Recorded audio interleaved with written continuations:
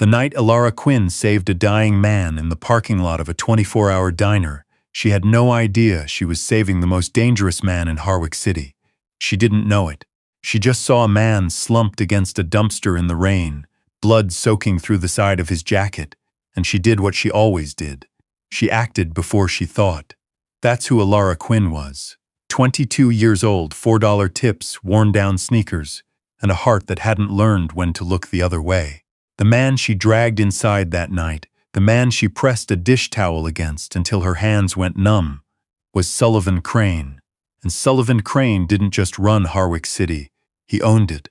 The Anchor was the kind of diner that smelled like burnt coffee and old rain no matter what time of year it was. It sat on the corner of Meridian and 5th, half a block from the harbor, with a neon anchor sign that buzzed and flickered every time the wind came off the water.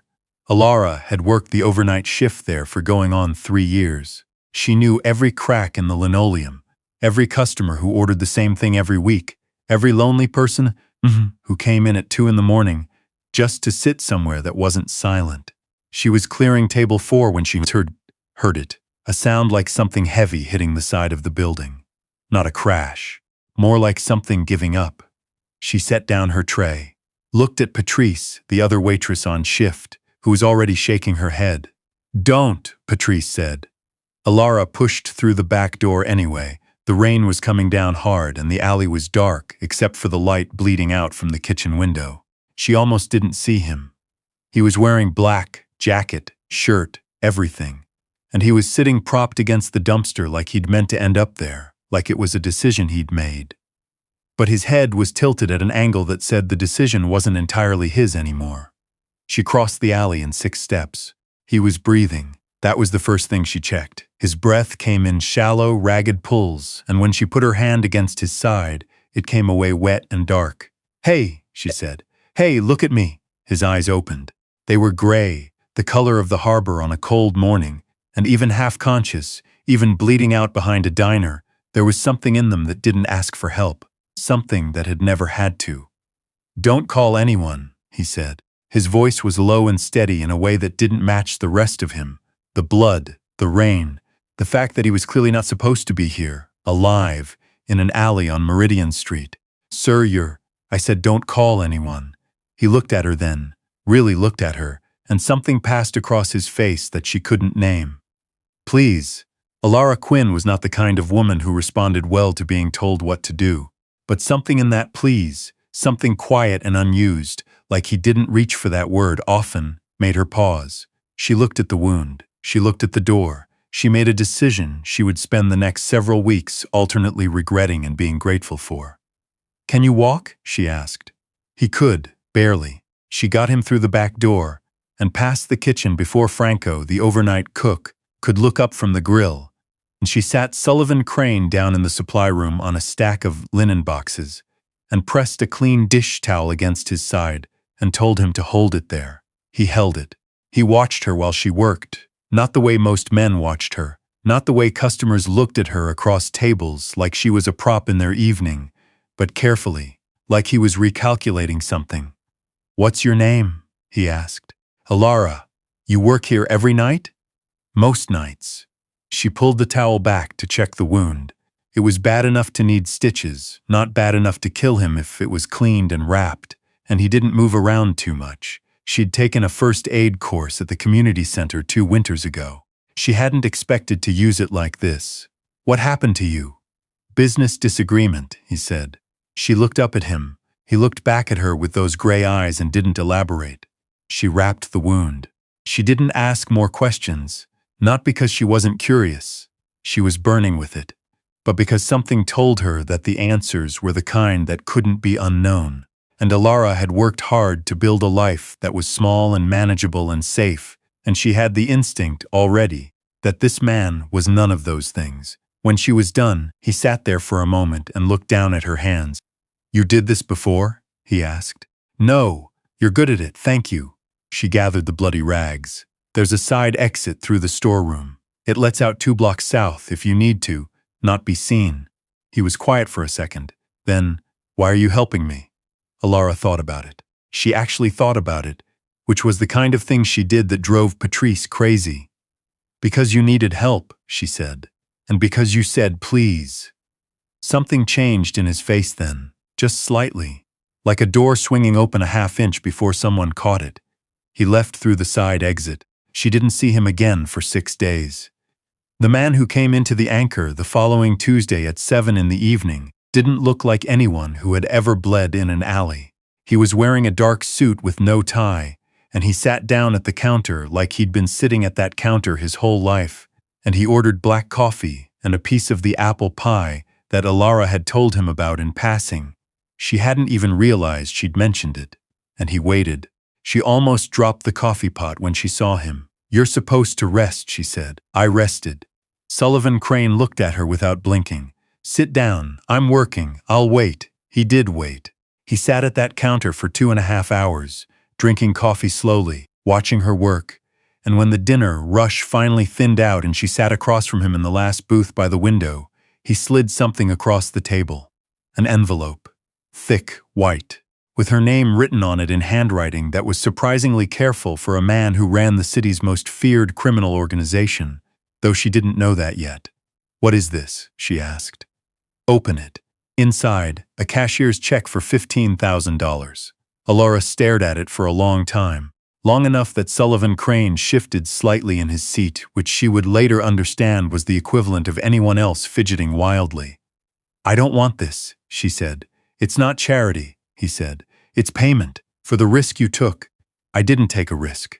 I helped someone who was hurt." "Alara." He said her name like it was a full sentence. "Do you know who I am?" She looked at him across the table, the jaw, the eyes, the stillness that most people spent their whole lives trying to achieve, and this man simply had and said, he told her. Not everything. Not then. But enough. Enough that the envelope on the table between them suddenly felt different, and the quiet diner around them suddenly felt different, and the life she'd been carefully maintaining, $4 tips, worn sneakers, small and manageable and safe, suddenly felt like it was made of something a lot more breakable than she'd thought. "I don't want the money," she said again when he was done. "Then what do you want?" She thought about it. Again with the thinking her own voice in her head said, sounding exactly like Patrice. But she'd grown up poor enough that she'd learned early that the answer to what do you want mattered, that you didn't just say words and let them scatter, that you thought first and spoke after. "Nothing," she said finally. "I want nothing from you. I helped you because it was the right thing to do. You don't owe me." Sullivan Crane looked at her for a long moment. Then he picked up his coffee cup and took a slow sip and said, "All right." He left the envelope on the table when he left. She didn't touch it for 3 days. It sat in the lost and found box behind the counter, underneath a broken umbrella and a kid's watercolor book someone had left behind. She thought about throwing it away. She thought about sending it back, except she didn't have an address. On the 4th day, her landlord called. Her landlord, Gordon Hess, who had the personality of expired milk and the business ethics to match, called to tell her that her building had been sold to a development group and that all tenants had 30 days to vacate. Alara sat down on the edge of her bed and looked at the phone in her hand. Then she went to work. She got the envelope from the lost and found. She didn't open it. She just held it, and she thought, what did I actually do? What did it actually cost me? She'd helped a man. She'd used a dish towel and some gauze in her 2 hands. She'd shown him a side exit. That was all. She put the envelope back. She went home. She started looking at apartments. She didn't see Sullivan Crane again for 11 days after that. And then everything changed at once. It was a Thursday, close to midnight, and the Anchor was nearly empty. Just one old man in the back booth who came in every week and ordered the same oatmeal and read the paper front to back. When 2 men came in through the front door, they weren't there for the coffee. Alara knew it before they sat down. She'd grown up in a neighborhood where you learned early to read a room, to know the difference between someone who was tired and someone who was watching. And these 2 men were watching. They sat at the counter. They ordered nothing. They looked at her like she was a location on a map. "You're Alara Quinn," the one on the left said. "Not a question. Can I help you with something?" "We hear you had a visitor," the one on the right said. "Came in through the back. Sat in your storeroom." Her heart went very quiet and very careful, Lots of people come in through the back, she said. It's a diner. This one was specific. Left guy leaned forward slightly. We'd like to know about the conversation. I don't know what you're talking about. There was a pause, the kind of pause that had weight to it. Miss Quinn, the one on the right, said, You seem like a smart woman, smart enough to understand that getting involved in things that don't concern you has a cost. Alara Quinn had a temper. She'd spent 22 years managing it, which mostly worked. But there was something about being threatened in her own diner, in her own workplace, at midnight, by two men who looked at her like she was an obstacle, rather than a person, that made that management system fail. She put both hands flat on the counter. Get out of my diner, she said. They didn't move. Get out, she said again. Or I'm going to call the police, and you can explain to them why you're in here bothering the staff. Left guy smiled. It wasn't a kind smile. The police in this city work for the city, said a voice behind them. And the city, gentlemen, works for me. Sullivan Crane came through the front door like he'd been waiting just outside, which, Alara would later realize, he had been. He had 3 men with him, and all 3 of them positioned themselves in a triangle around the 2 men at the counter, without a word, without any visible signal, like they'd choreographed it in advance. Left guy and right guy went very still. There's a car outside, Sullivan said, without raising his voice. I'd recommend using it. They used it. In about 30 seconds, the diner was quiet again. The old man in the back booth hadn't looked up from his paper. Sullivan walked to the counter, sat down on one of the stools, said quietly to his men, Give us a moment. They moved to the front window and stood with their backs to the room, facing out. Alara looked at Sullivan Crane for a long moment. How long were you outside? She asked. 20 minutes. Why didn't you come in? He was quiet for a second. I wanted to see how you handled it. That's an interesting way to conduct surveillance on someone you claim to want to protect. Something moved in his expression, not quite a smile, but adjacent to one. You weren't in danger. You didn't know that when you waited outside. Yes, he said. I did. She absorbed that, the certainty of it, the fact that he'd calculated the exact threshold of risk and positioned himself at it like a dial he knew precisely how to read. They're going to come back, she said. No, Sullivan said, they won't. He looked at her steadily. But you can't stay here. Not tonight. This is my job. Patrice can close. He said it simply, like he'd already factored it all in, like her life was a problem he'd been solving for 11 days and he'd arrived at the solution. Come with me. Where? Somewhere safe. Mr. Crane. Sullivan, he said. She looked at him. He looked back. The rain had started again outside, the same rain that seemed to follow this whole situation like a soundtrack, and the anchor's broken neon light buzzed and flickered against the window. If I come with you, she said carefully, I need to understand what I'm coming into. I know. All of it. He nodded once. All of it. He took her to a townhouse on the north side of the city, the kind of building with no number on the door, and a view of the harbor that would have cost more than she'd earned in 3 years of overnight shifts. His men stayed at the perimeter. He made her tea, which surprised her, which she suspected was why he did it, and they sat in a kitchen that was too clean to be regularly used, and he told her. He told her about his father, Ronan Crane, who had built the organization from the ground up starting in the 80s, and who had died 8 years ago, leaving Sullivan in charge at 27. He told her about the people his father had made deals with, that Sullivan hadn't been able to break.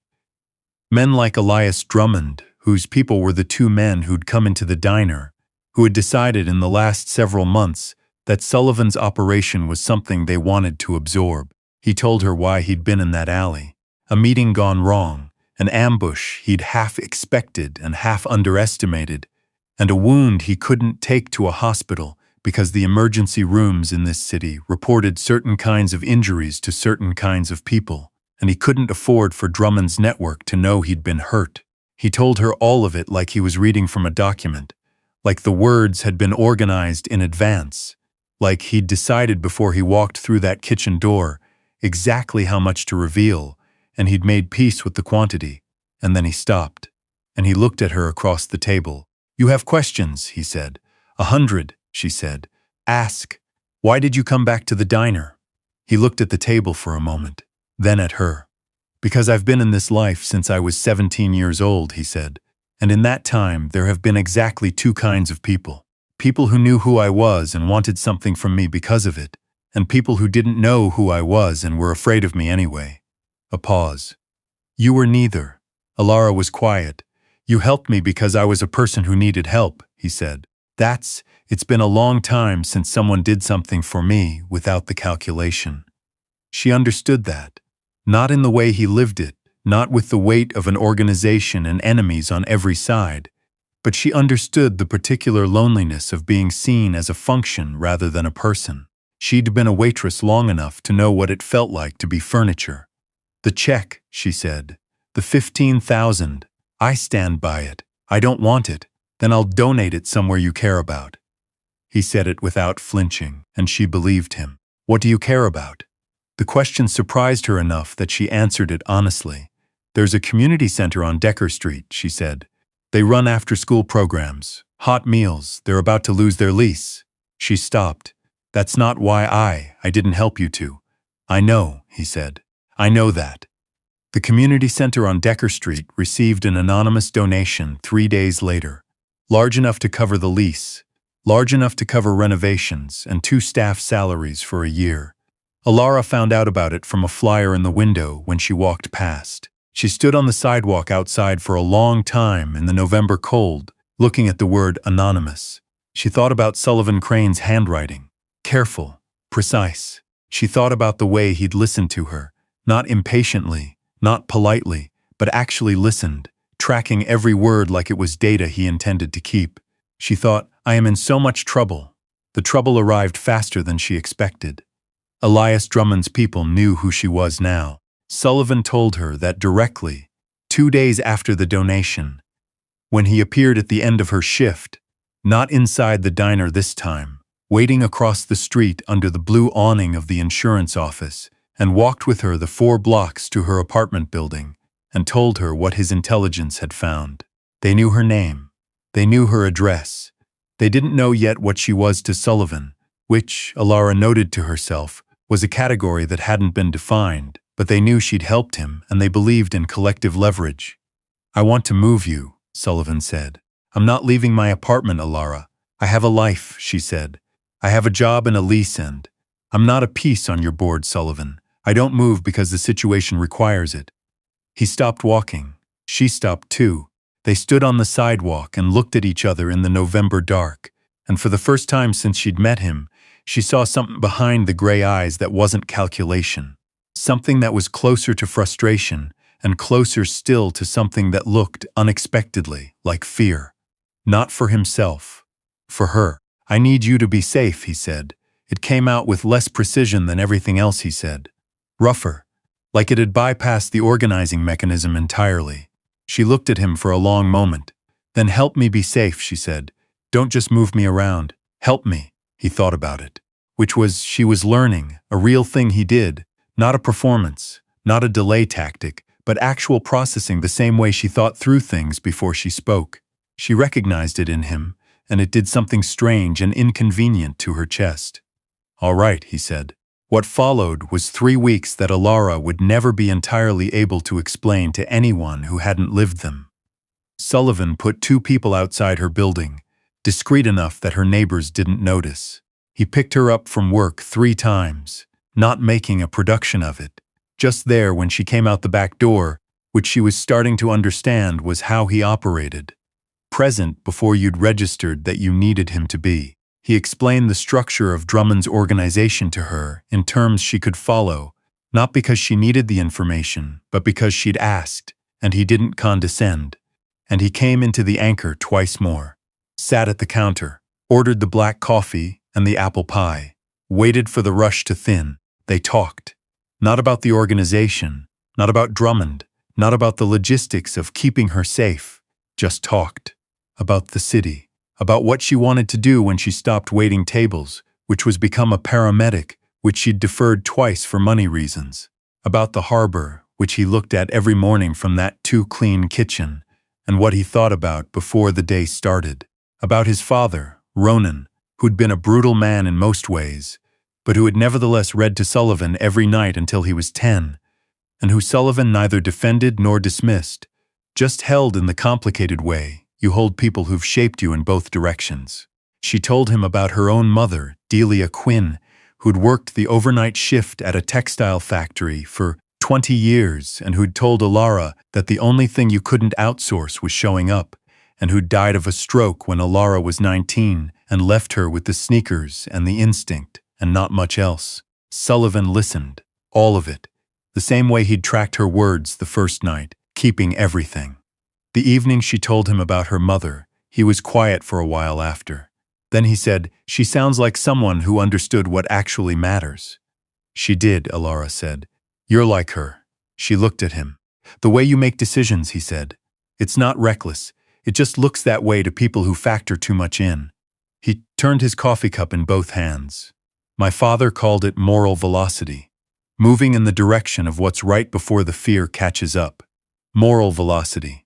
She turned the phrase over in her mind. She'd never had a name for it before. The night Elias Drummond made his move, Sullivan was ready.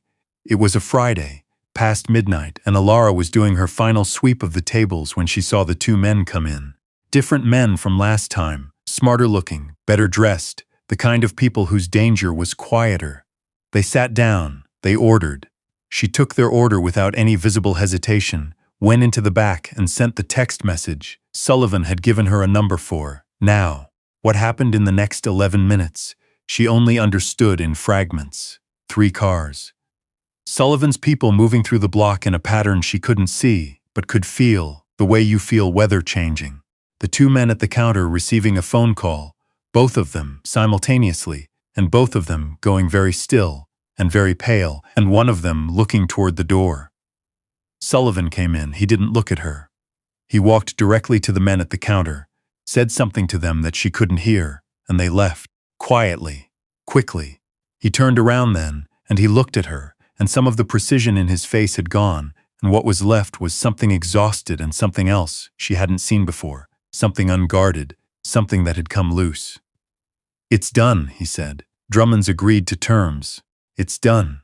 She let out a breath she'd been holding for 3 weeks. "Are you all right?" she asked. He looked at her across the empty diner, with the broken neon light buzzing against the rain-dark window, and he said, "I don't know how to answer that question in a way that's accurate. Try." He came to the counter, sat down on his usual stool, put both hands flat on the formica like he was grounding himself. "I've been doing this for 15 years, he said. "Running this, holding it together, making the decisions that keep the people under me alive and the people against me at bay. And I have never," he stopped, looked at the counter, "I have never had someone ask me if I was all right and meant just me, just the person." Alara sat down across the counter from him. "I mean just you," she said. He looked at her. Those gray harbor eyes, and all the stillness that had always lived in them, and underneath it for the first time, something that had stopped being still, something that was moving in her direction. "I know," he said quietly. I know." Sullivan Crane did not walk away from the organization that night. That's not how it worked, and anyone who told you differently hadn't looked closely enough at the mechanics. You don't step out of something like that in a single decision. It's a long, deliberate process of untangling, of negotiating handoffs, of making sure the structure holds while you remove yourself from the center of it. But he started.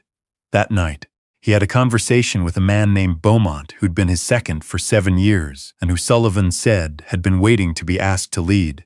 He told Alara about it the following week, over bad diner coffee and apple pie, like every other conversation they'd ever had. "How long?" she asked. 2 years, he said. "Maybe less." She thought about it. "That's careful. Careful is the only way to do something real." He looked at her directly. "I learned that from someone recently." She felt the heat of it travel all the way up through her chest to the back of her throat. "That someone," she said carefully, "needs to finish her paramedic application by January," he said. "I pulled it up. You were 7 pages in. You pulled up my—" "It's already submitted," he said. And then, for the first time since she'd met him, Sullivan Crane looked, not quite uncertain, but something adjacent, something that was the closest to nervous she was ever going to see from him. I would like to be here. When you find out you got in." Alara looked at him across the counter. The man who owned the city. The man who was learning, slowly and deliberately and in the only way he knew how, to not own everything. The man who had said please in an alley in the rain like it was a word he wasn't used to needing. Okay, she said. Okay? Be here, she said. I'll tell you when I need you to go. He nodded once. That's a deal. Outside, the anchor's broken sign buzzed and flickered in the rain, and through the window the harbor was dark and moving, the way it always was, the way it would keep being. Same city, different center of gravity. Alara picked up the coffee pot and refilled Sullivan's cup, and he wrapped both hands around it, and for the first time in a very long while, the most dangerous man in Harwick City looked like he was somewhere he'd chosen to be. And maybe that's the real twist in a story like this. Not that the Mafia boss fell for the waitress, but that the waitress never changed for him. She stayed exactly who she was, a woman who acted before she thought, who showed up, who said get out of my diner to men who scared her and meant it. And that was the thing, the exact thing, the only thing, that got past every wall he'd built. So here's what I want to know. Would you have opened that back door? Would you have pressed the dish towel down and asked can you walk and shown him the side exit? Or would you have looked the other way? Tell me in the comments. And if you want to see what happens when they build that life, the slow 2 years, the paramedic badge, the day Sullivan Crane hands off the keys to Beaumont and breathes for the first time since he was 17, hit subscribe, because that story's coming, and Alara Quinn deserves the whole thing told right.